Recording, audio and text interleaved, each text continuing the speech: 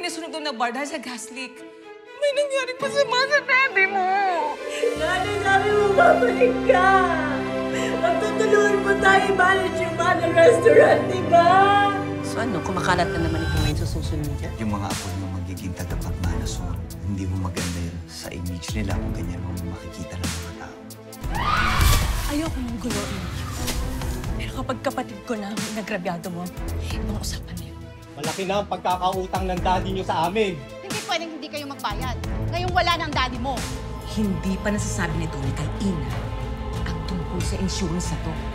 I will find a way para masolve ang insurance na to.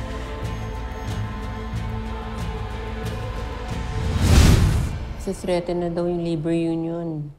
Magsa-strike na sila pag hindi pa nila nakuha yung increase nila this month. Well, Ma'am Oria, kung yung employees natin ang iniisip nyo, you don't have to worry. I can handle this. Ako nakakausap sa kanila. Baka naman dapat ibigay na natin sa kanila yung increase na hinihingi nila. Yeah, but I don't think Mama, so. Charlie, you have to see this. What happened? Well, nakakahiya yung nangyari sa wake ng asawa ng friend ko na si Lani. Charlie, nandit mo na si Lani, di ba? Yeah, I remember. Well, yeah, what's wrong? Ano ba yun? Well, it's true na bankrupt na yung kumpanya nila. At lubog sa utang ng asawa niya. Oh my God. Mamamatay ako sa kahihiyan kapag nangyari sa akin to. Hindi ko hahayang mangyari yan sa kabuhayan natin habang nabubuhay pa ako. Of course, Ma'am Oria, and I can guarantee you, ma'am, na hanggat nandito rin po ako, hindi ko rin talaga hayaan na mangyari po sa inyo yung ganyan. Tulad ng nangyari sa kaibigan niya. But when I'm gone, hindi ko na alam kung maaasahan ko pa mang maiiwan ko. Lalo na yung mga apo ko.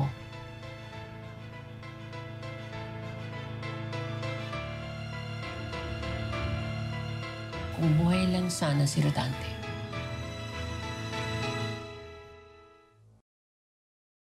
You mean, wala na talagang natitira sa savings si Tony? Yes, Mrs. Villarazon. Nailit na rin ang mga bangkong pinagkakautangan niya iba pa niyang properties. And even your house has an eviction order from the court.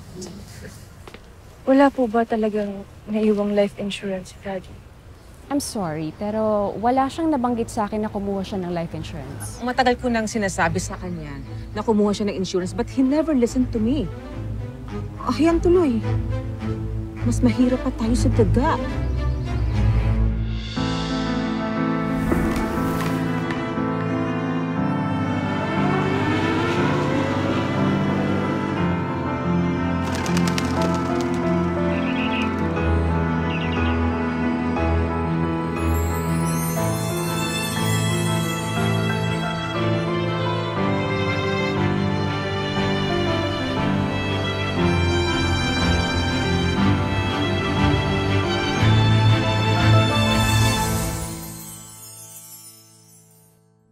Lahat ng hiningi ko, binigay niyo sa akin.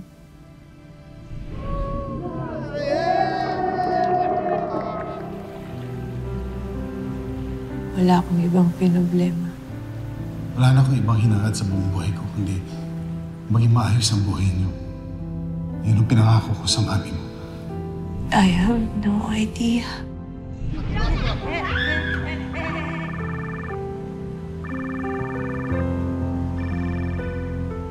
Hindi ko alam. Hirap na hirap pala kayo. Dad, are you okay? Is everything okay? Yeah. Ano man ang mangyari, huwag na huwag mong kakalimutan ang mahal ko kayong magkapatid. Kung ano man ang pagkukulang ko sa inyo, sana mapatawad niyo ko. Bakit naman po kayo ganyan magsalita? Para namang hindi na tayo magkikita.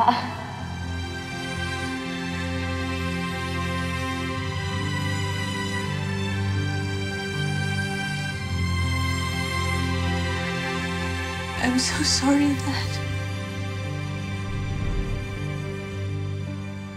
I'm so sorry.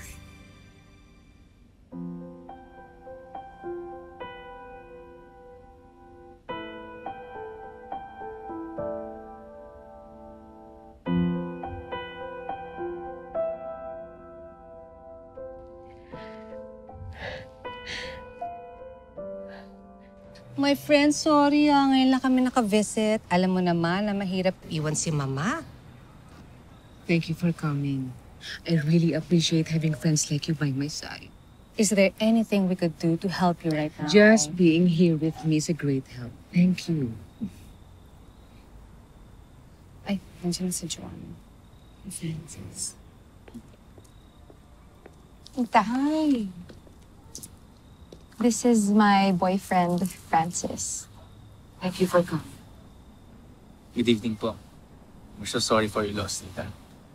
Thank you. Thank you for coming. Excuse us, Tita. Ma'am, pasok na kami Okay.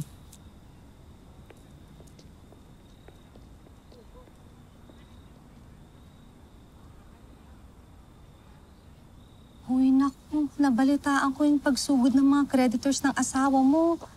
Paano na kayo ngayon? Wala na siya.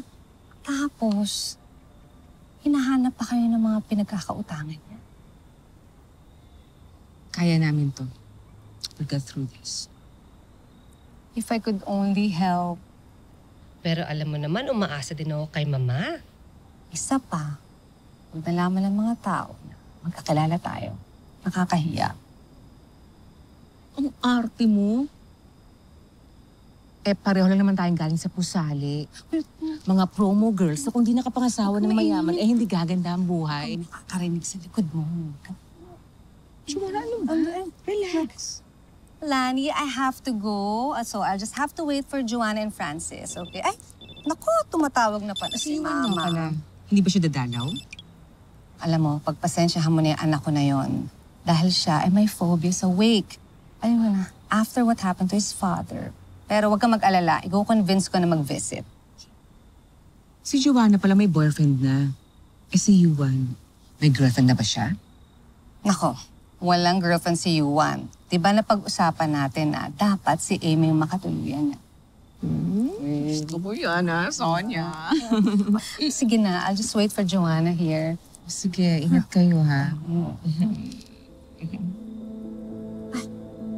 Is that your stepdaughter? Mukhang kawawa.